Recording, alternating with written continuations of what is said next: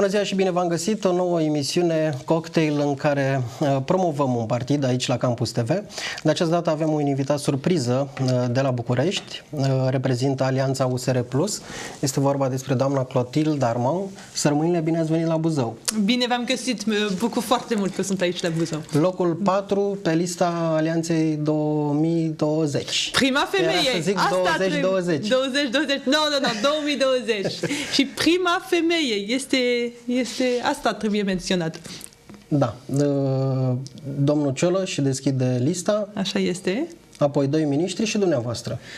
Da, așa este. Doi foști miniștri în guvernarea lui Cioloș, adică oameni care nu sunt politicieni, oameni care au fost tehnocrați, au venit cu competențele lor. Da. Și eu sunt membru fondator USR. Am început acest drum acum 3 ani cu Nicu Șordan și vedeți, nu știam când în sfârșit am înțeles că trebuie să facem ceva ca să schimbăm această clasă politică. Nu știam că o să ajungem să pot să reprezint, dacă voi fi aleasă, România la Bruxelles. Este mare nevoie ca România să aibă o voce puternică și tare, puternică și competentă pentru a reprezenta interesele României la Bruxelles. Ați produs surpriză atunci la alegerile locale, în sectorul 1. În 2016, da. Da. Da, au fost 2 luni de precampanie și campanie. Am anunțat candidatura mea 2 luni înainte de scrutin. N-am fost la nicio televiziune, am fost 2 minute de fapt la o televiziune.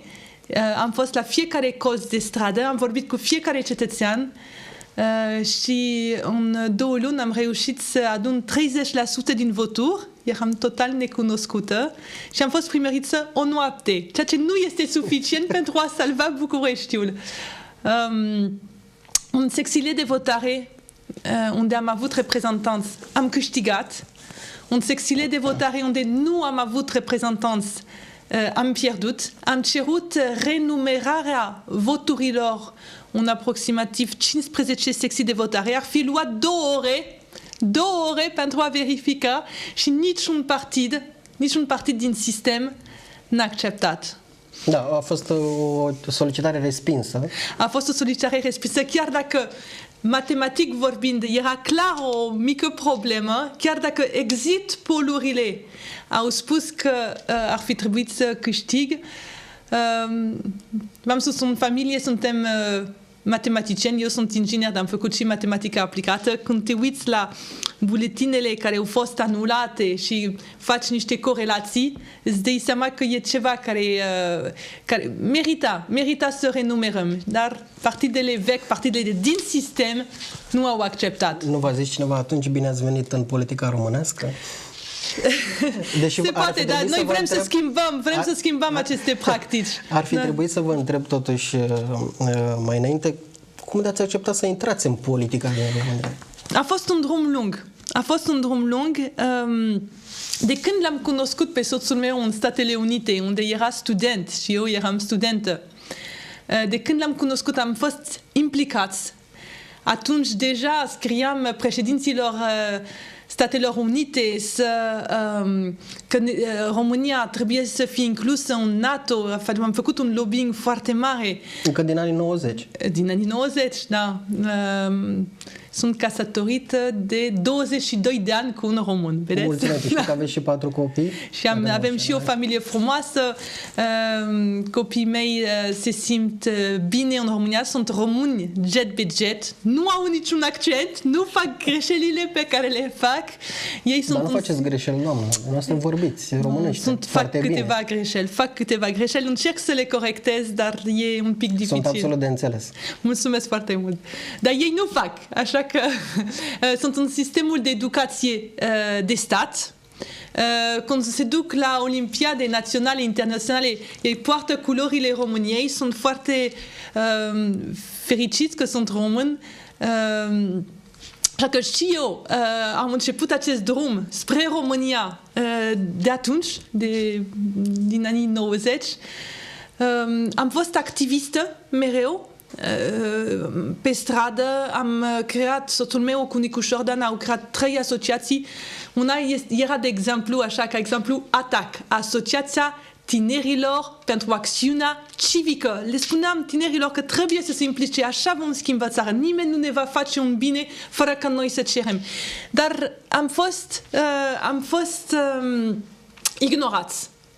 Societatea civilă a fost ignorată. Ei, clasa politică n-a înțeles că într-o democrație trebuie să asculți vocea poporului. Am fost total ignorați. Și atunci am mers mai departe. Am mers la tribunal. Era epoca când rechinii imobiliari, împreună cu clasa politică, distrugeau patrimoniul nostru, care ne reprezintă identitatea noastră, monumente istorice, extrem de frumoase. Știți, Micul Paris, acest Micul Paris pe care îl iubim. Erau monumente de valoare extraordinară în mijlocul Bucureștiului și ei puneau mâna pe această clădire, pe nimic, pentru că normal nu era voie să o distrugi, o distrugeau și făceau un imobil foarte mare. Noi am fost la tribunal. Nicu Jordan avea această asociația Salvați Bucureștiul. Am câștigat sute de procese și totuși clădirea respectivă a fost distrusă, monumente istorice.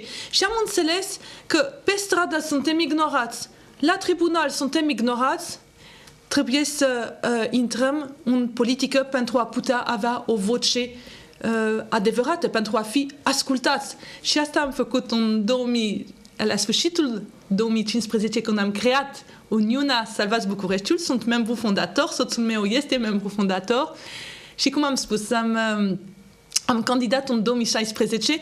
A fost o înfrângere, pentru că am fost primăriță doar o noapte, dar o înfrângere care a contat ca o victorie, pentru că am arătat că se poate. Da, păi și din sondaje ați rămas dumneavoastră preferată acolo în sectorul 1, adică totuși... Așa este, dar vedeți... A fost o înfrângere amară, dar imaginea noastră a crescut foarte mult. A fost o lovitură, practic. Eu nu-mi doresc o imagine, doresc să pot să fac ceva, știți? În loc să fiu primar și să pot să gestionez într-un mandat de primar 1,5 miliard de euro în sectorul 1. 1,5 miliard de euro, nu știu dacă vă dați seama, este contribuția anuală a României la Uniunea Europeană. Sectorul 1 are un buget pe cap de locuitor, la fel ca Madrid, adică mai mult ca Madrid și la fel ca Londra. Este un buget la nivelul capitalelor din Europa și totuși sectorul 1 arată probabil mai prost decât Buzău, care are un buget mult mai mic, sunt convinsă. Nu se fac investiții. Într-un oraș bine gestionat, cum sunt capitalele din Europa, cel puțin 30% din buget se transformă în investiții pentru viitor. Străzi refăcute, parcări făcute, spitale, școli, se refac fațadele, se fac parcuri, se fac centre sportive. Nu, la noi banii sunt cheltuiți, risipiți și nu investiți. În sectorul 1 numai 5% din buget este investit prin niște programe demarate de 15-20 de ani care se numesc înveloparea blocurilor. Știți, da? Acum aproape au terminat programul din 2009. Știți? Niște investiții foarte ușor de făcut, care ar trebui să fie ceva evident. Nu asta se numesc investiții și v-am spus, este aproape nimic, e 5% din buget. Un oraș bine gestionat, cum este Londra, de exemplu, 44% din buget este investit și ei deja au un oraș frumos. La noi ar trebui să investim masiv. Asta e problema clasei politice actuală. Ei nu știu să facă investiții, nici la nivel de oraș, nici la nivel de țară. Noi nu am știut să facem aceste investiții absolut necesare pentru economia din România, care sunt infrastructurile rutiere, sau pentru populație, cum sunt spitalele, sau investiții în școli. Nu știm, clasa politică nu înțelege că e nevoie de investiții și nu știe să le facă. Lucrați în domeniul acesta al investițiilor, al infrastructurii, sunteți inginer. Așa este. Și e bine că ridicați această problemă a competenței unor funcționari. Am pierdut foarte mulți bani noi, românii. România a pierdut foarte mulți bani europeni din cauza asta. Așa este. Este un paradox. De când l-am cunoscut pe soțul meu și am cunoscut un pic mai bine România, am constatat acest paradox. Românii sunt foarte competenți. Românii cu care mă întâlnesc în mediul profesional, da? În afara României, că eu lucrez în afara României, mai ales în domeniul ingineriei. Sunt recunoscuți, sunt oameni educați, muncitori, toate firmele cu care lucrez recunosc acest lucru. În Statele Unite, când vorbești de români, ei au o viziune despre aproape un popor de Dumnezei, pentru că evident, e creme de la creme care ajunge în America, dar sunt și foarte buni. Departamentul de matematică de la MIT, Massachusetts Institute of Technology, unde am studiat cu soțul meu, în acest departament de matematică, unde soțul meu își făcea doctoratul, când deschideai ușa, pe tablă, scria, și nu știu dacă mai scrie, eu sunt un marinar român. De ce? Pentru că naționalitatea cea mai reprezentată era română. Erau mai mulți români decât americani și decât francezi. Și toți de acolo, toți cei care își făceau doctoratul, trebuia să învețe această frază pe care și eu am învățat-o, prima frază în limba română pe care am învățat-o. Și atunci, având un popor bine educat, nu înțelegem de ce clasa politică a rămas în subdezvoltare. Și știm, românii știu să facă aceste infrastructuri în afara României, lucrează la niște șantiere extraordinare, putem să vorbim despre ele. Dar în România nu se întâmplă nimic, pentru că clasa politică a rămas în subdezvoltare.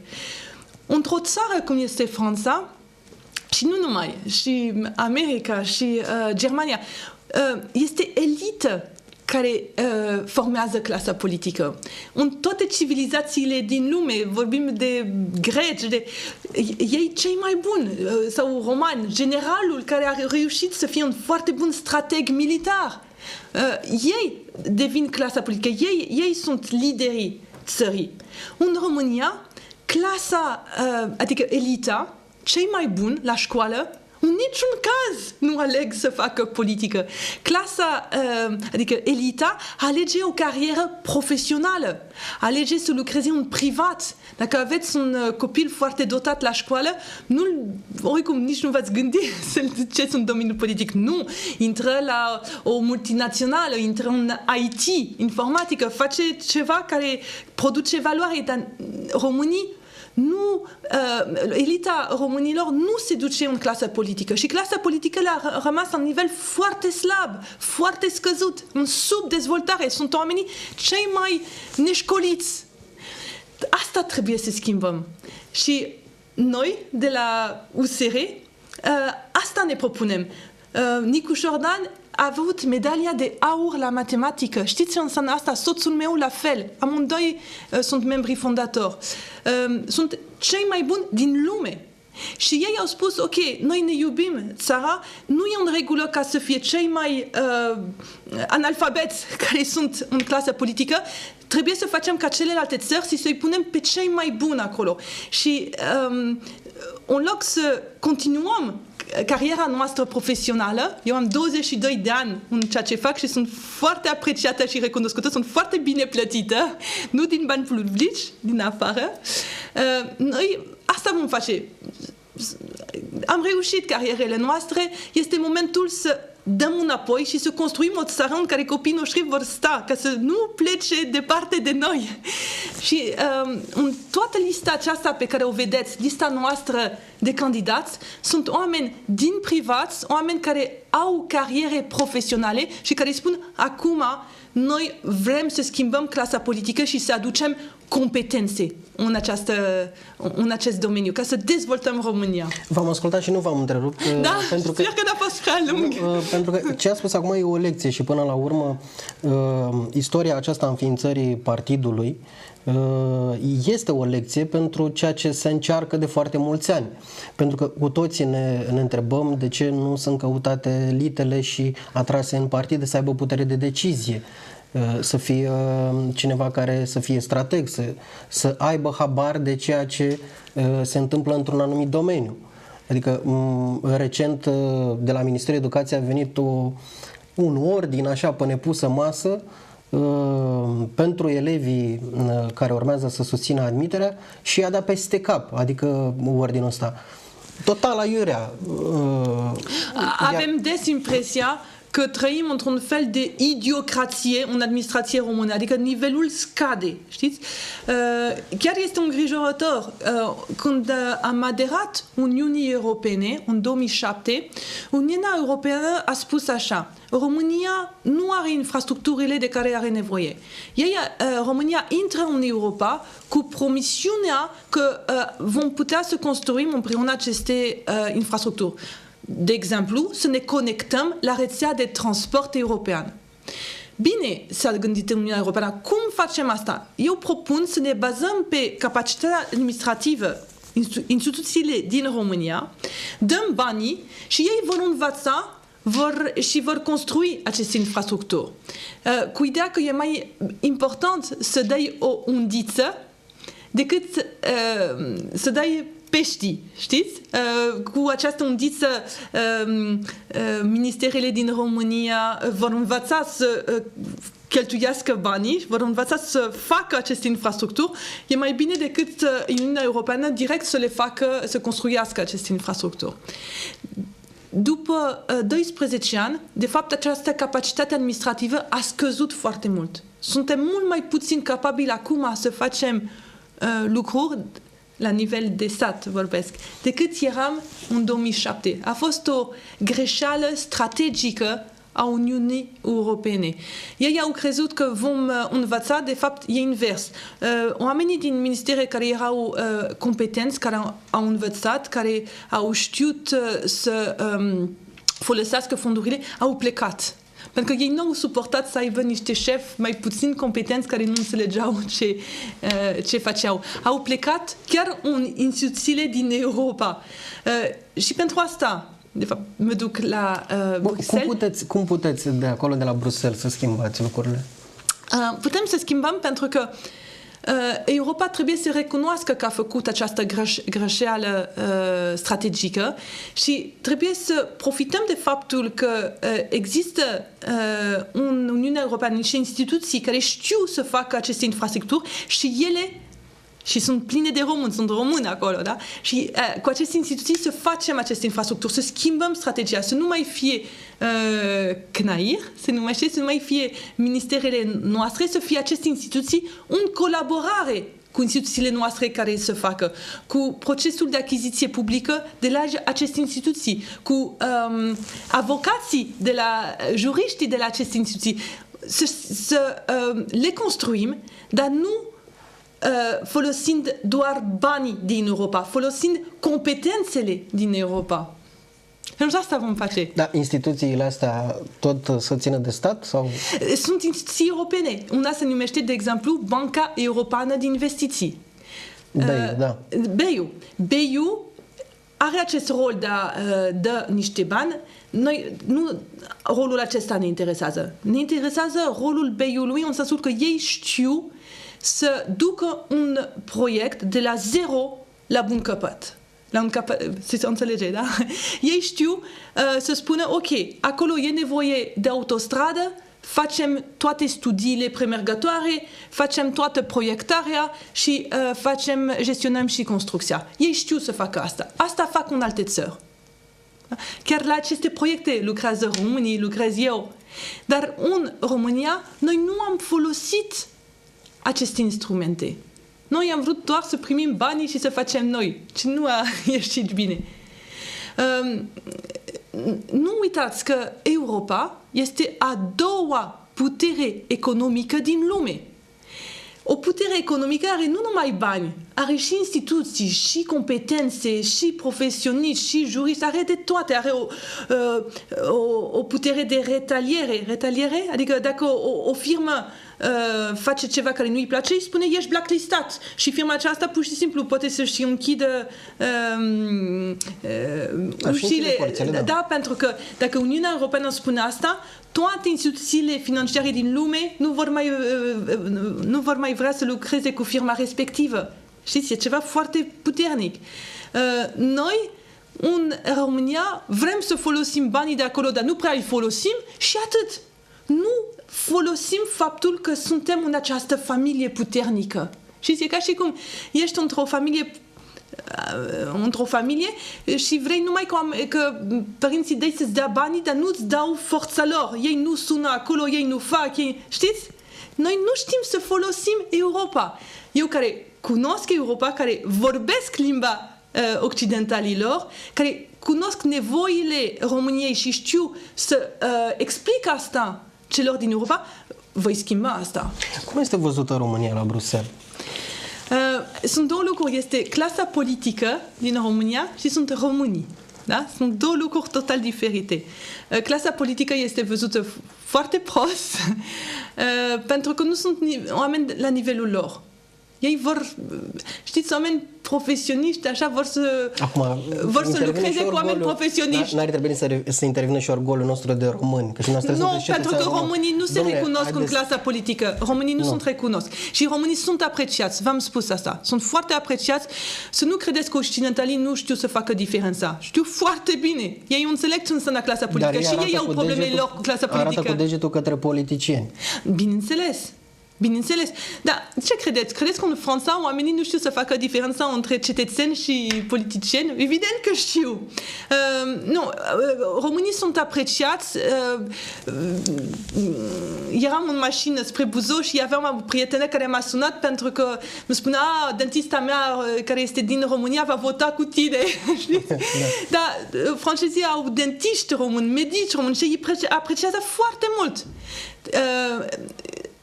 Și aici sunt două lucruri diferite. Este clasa politică din Bruxelles sau din Franța și cetățenii. Oricum, cetățenii din Franța și din Germania și din Europa de Vest în general îi apreciază pe români.